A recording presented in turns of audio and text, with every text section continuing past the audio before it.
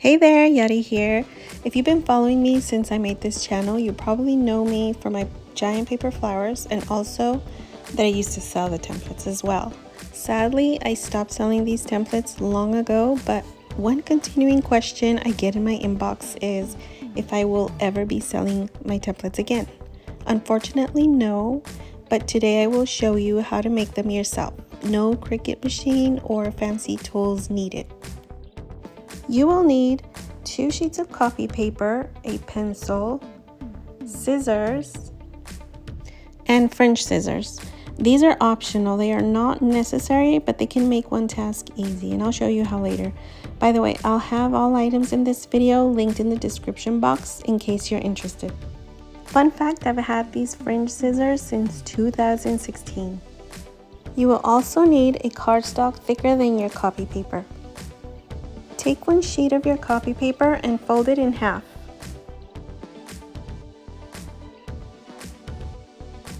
Now let's draw the shape of our flower petal along the fold like this.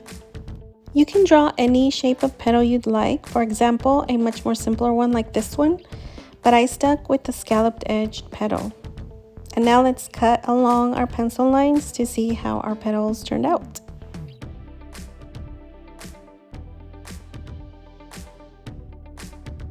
This is how mine turned out. Now grab 1 sheet of your cardstock and trace the petal on it.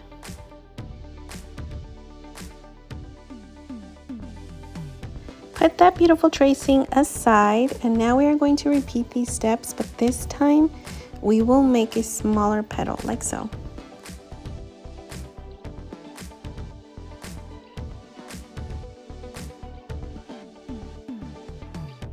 This will be the next layering petal.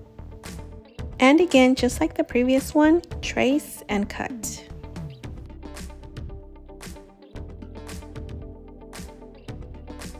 Repeat until you make the 4th one, making every one smaller than the last.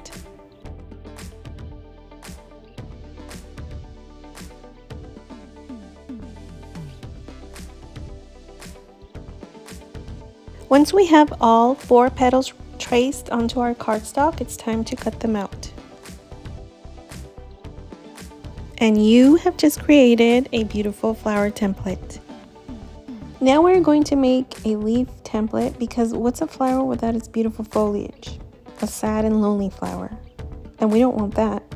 We're going to create it the same way we made our petals, except this time we will fold our sheet of paper in portrait orientation like so. Then we're going to draw it, trace it, and cut it. Now you also have a leaf template. This is your master template. You will be able to make as many paper flowers as you want with it. Now for the fun part, you need 11 sheets of any color cardstock you want your flower to be. I chose pink. Take 5 sheets and 2 petals, place them on the cardstock and trace them. Do the same with the last 2 petals and you will end up with 5 petals of each size. Let's continue with the leaf. I chose this dark olive green color that will make a nice contrast with the light pink. Now that we have our entire template pieces traced, it's time to cut.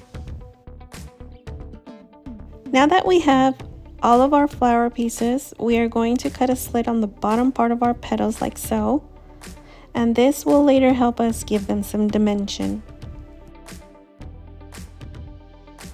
Now it's time to prep our petals, so find 2 markers or pens in different girth sizes like these 2 I found.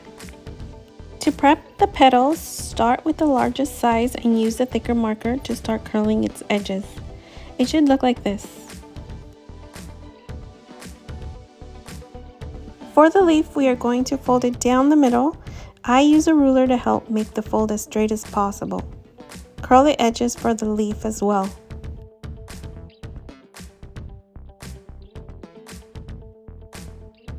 Your leaf should look like this.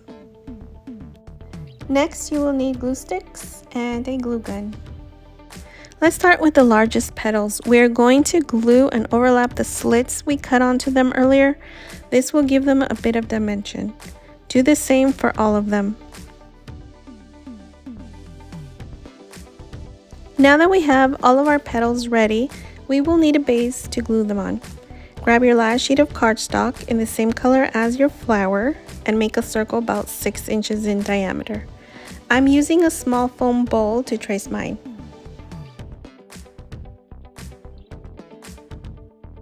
Once you have your base, it's time to assemble your flower.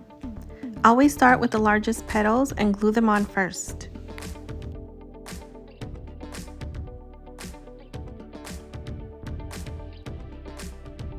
Here you will see I didn't space out my petals evenly.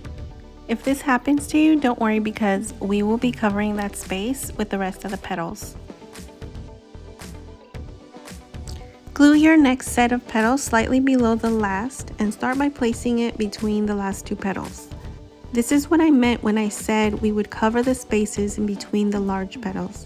Continue gluing the rest.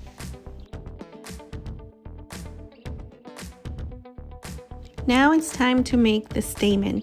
For the stamen, you will need cardstock in the color of your choice.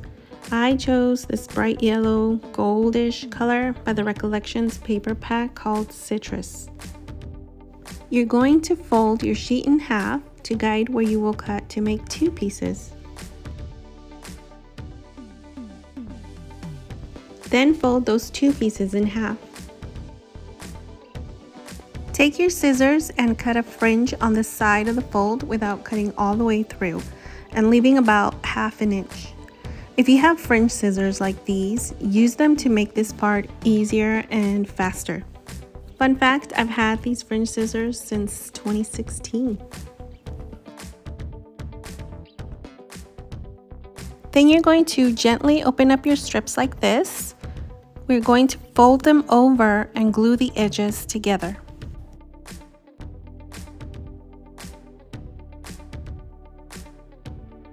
Now we start to roll it in like so and adding glue along the way to keep it in place.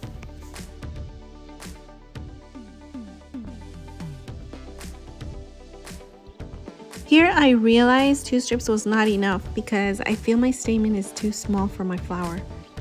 If you like it this way, you can skip the next step, but I'm going to add 2 more strips to make it a little larger.